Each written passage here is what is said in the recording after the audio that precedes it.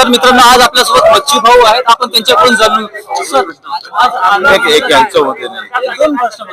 आज आंदोलनाचा तिसरा दिवस आहे. आता तिसरा दिवस आहे, तिसरा दिवस संपायला आलेला आहे.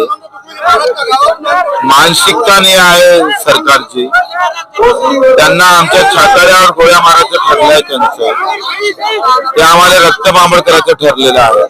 आम्ही तयार आहोत.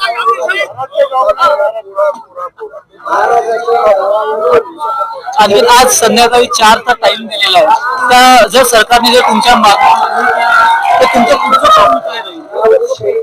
नागपूर चौफेर जाम करू, रेल्वे पण. आज या आंदोलन स्थळावर तुम्ही पुऱ्या जनतेला काय संदेश द्याल?